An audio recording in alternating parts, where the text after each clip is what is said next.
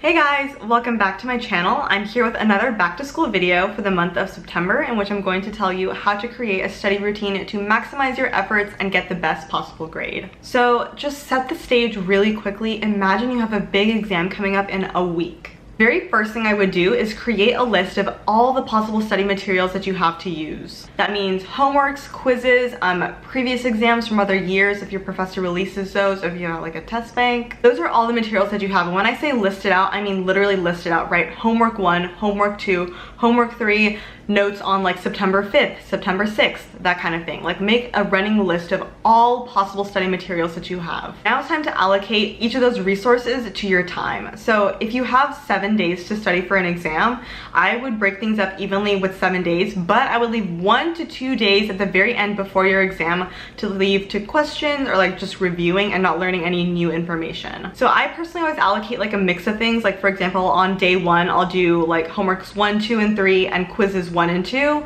On day 2, I'll do homeworks 4, 5, and 6, and then quizzes like 3 and 4. I like to mix things up so that I'm not doing like one type of thing every single day, because let's be real, if you have to do 8 homework assignments in one day, that's really gonna be a drag. In my professional opinion, it is not necessary to redo readings unless you haven't done them in the first place, in which case you should absolutely do them.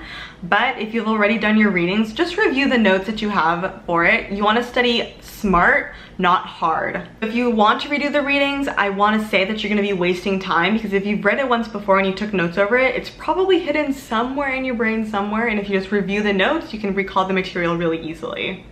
On the converse side, always redo practice problems and actually do them. Don't just look at the solution and be like, oh, I know how to do that. Hide the solution, time yourself, and see how long it takes you to solve the problem. And if you get stuck, don't look at the solution, just pretend you're actually taking the exam and be like, what would I do if I were actually in an exam environment and I was stuck on this problem? If it's open note, what resources would I consult? If it's closed note, what can I use to jog my memory? That kind of thing. If you do this and you don't look at the solution, you will remember the problems so much better than if you just look at the solution. And also, don't memorize. Don't memorize practice problems. That like completely defeats the purpose of doing practice problems. I definitely do recommend reading over your notes and using my cheat sheet method. If you don't know what my cheat sheet method is, I made an entire video about how to create a really bomb cheat sheet to use to study for your exams.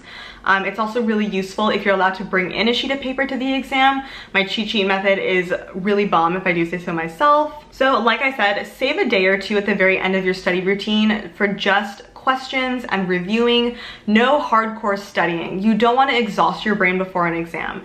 This is especially true if you have a night exam. Like for example, your exam is from like 7 to 9 p.m. or 7 to 10 p.m., which I've had to do before. Don't study during the day. Like you can review your notes, you can do practice problems just to quiz yourself, but don't do any hardcore studying. Absolutely do not have any questions. Make sure that all of your questions are answered before the day of the exam. It is imperative to not stress yourself out, because if you stress yourself out, you're gonna psych yourself out. What I always told myself going into exams is, okay, look, you have studied, you have done well in the past, there's no reason why you can't do well right now, because you have put in the time, you've put in the effort, and you are prepared. So I encourage you to give yourself the same kind of pep talk. Prepare yourself really well for the exam so that when it comes time to actually take the exam, you feel calm and you feel prepared. This is just my experience being an engineering student for 4 years, what I did in the past, but if you have a study method that works really well for you, I would love to hear about it in the comments down below. I will also link down below in the info box my video on how to create a bomb cheat sheet so that you can go check that out as well. But until my next video, have a beautiful week and I'll see you then. Bye!